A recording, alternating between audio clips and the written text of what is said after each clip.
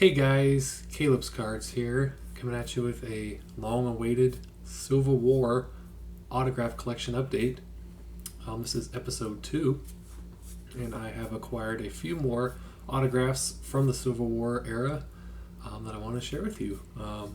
I find them every now and then on a eBay store, and sometimes for some pretty decent prices, sometimes just for the opening bid.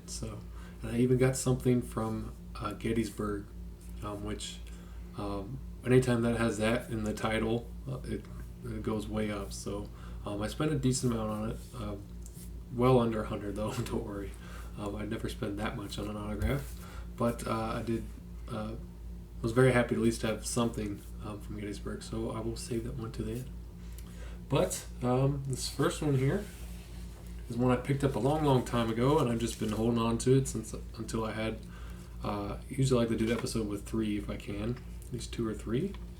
I have a signed check from Philip Madison Crapo.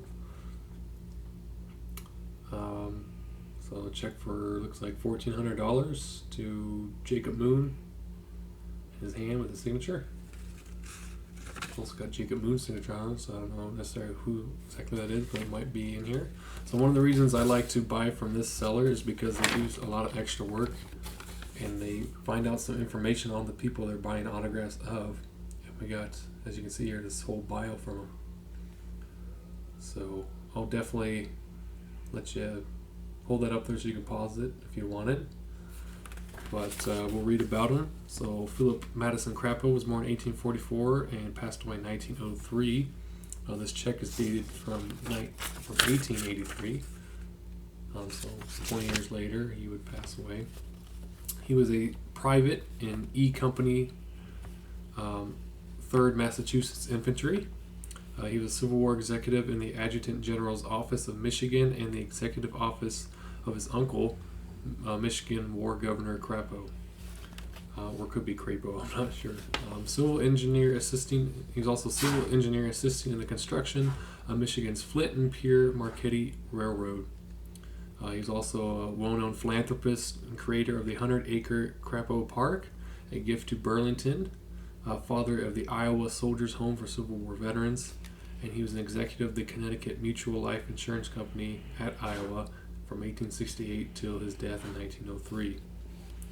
Again, he was also president and organizer of the Burlington and Illinois Bridge Company, securing a charter from Congress authorizing construction of a bridge over the Mississippi River from Burlington to Iowa.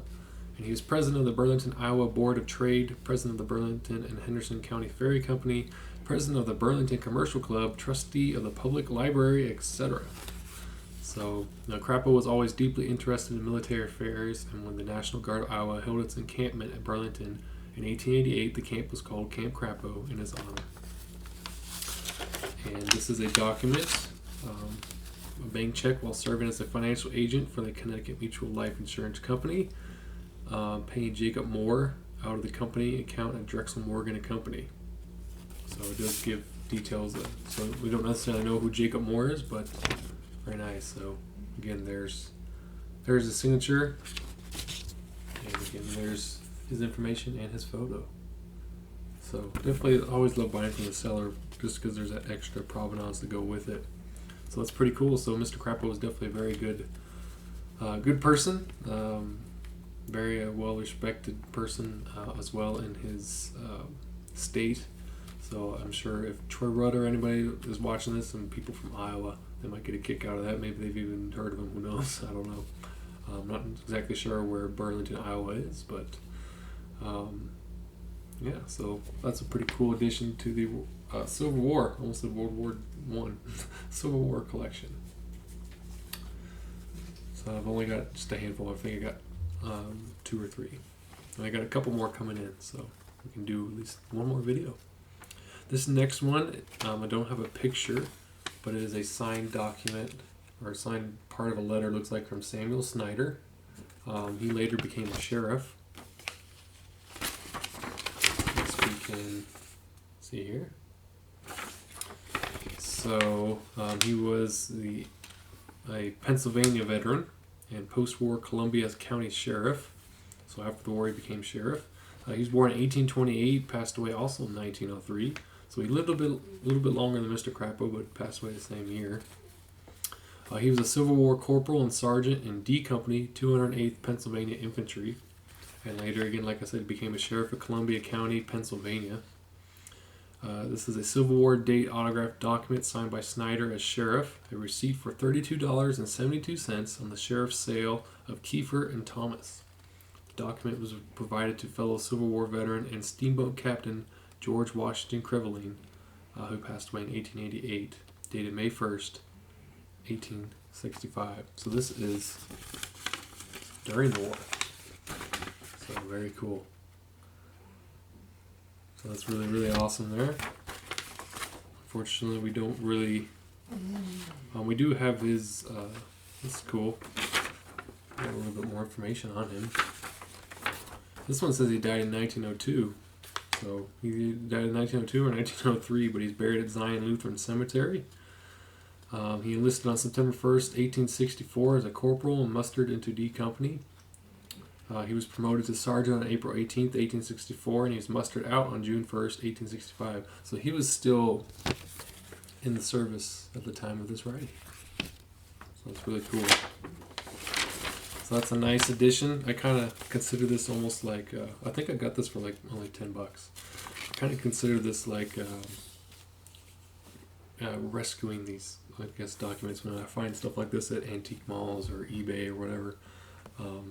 Just hopefully being able to display it and share it with others. So that's kind of why I'd like to do these videos. And the final, the big one, at least to me, is a pretty cool one. Related to Gettysburgh.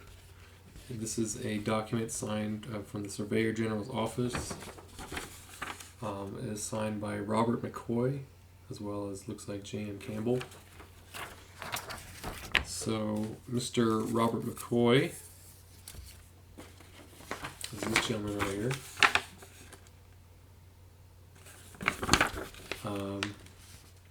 He was born in 1835, passed away in 1893. He was a Civil War Union brigadier general for gallant conduct at the Battle of Acacia Church, Virginia. He was also at the Battle of Gettysburg, Antietam, Fredericksburg, and Libby Prison, POW. Colonel and commander of the hard-fighting 11th Pennsylvania Infantry Reserves, aka the 40th Pennsylvania Infantry. So that's pretty cool. He has quite a story.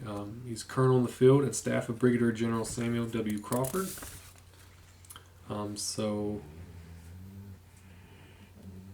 that? No, that's not by Campbell. So here's a rare document signed by McCoy on official Surveyor General's officer letterhead, dated at Harrisburg, Pennsylvania, October 16th, 1869. A certification resatisfaction of a lien for a tract of land in the town of Franklin, Venango County, Pennsylvania, in the name of Samuel Pummer. Robert McCoy signs the document as agent on behalf of J.M. Campbell, Surveyor General, so he signed it. And the document bears a blind embossed seal of the Surveyor General and is boldly autographed by McCoy. So that's very cool. So he's a Brigadier General. Sadly, Mr. McCoy committed suicide in 1893 after the tragic death of his wife and 2 sons. So that's really sad to hear. So he lost his family and just never recovered. I would say to you, if you ever have those thoughts or anything, that's definitely not the answer. Always make sure to seek out somebody for help if those thoughts or anything like that is going on. I know I'd want to, if I was having trouble, I know I'd want to tell somebody. So definitely, I'm here for you if you ever need somebody to talk to. And there's tons of people out there to be willing, because you'll be, why some people might think, oh, I won't be missed. You'll definitely be missed. So definitely just want to throw that out there.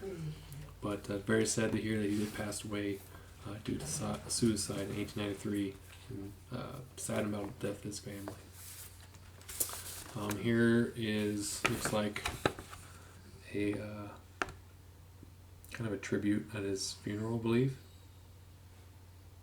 So He's a lawyer and a banker, so that's really cool. So again, here's the autograph. Very cool.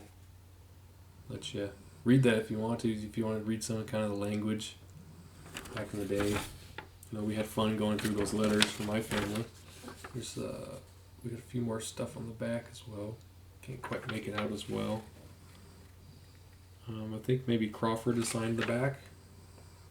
The gentleman that he was trying to obtain the lien for. Very cool. So yeah, so 3 awesome additions to the Civil War autograph collection. Obviously this is kind of an expensive project, so I only do it every now and then. And with this being only the 2nd episode, you can see why. So it's definitely, there's some stuff out there in case you're into this kind of stuff. I would really love to try and find something that's Revolutionary War era, or even before that if I could. Sometimes they keep an eye out. Sometimes some things pop out for that, but it's very rare and not always easy to authenticate as well, and also usually very pricey unless it just really has no historical connection at all. So, but you never know. So we'd just love to have just one, I guess, just for that. So thanks so much for watching, guys. I hope you enjoyed. Really appreciate you taking the time to check out this video. I know lots of people do enjoy these episodes, so I look forward to doing more. And hopefully obtaining more Civil War, World War I, World War II, and other autographs that seem to meet my fancy or might be interesting for the collection. So thanks for watching. Talk to you later. Bye.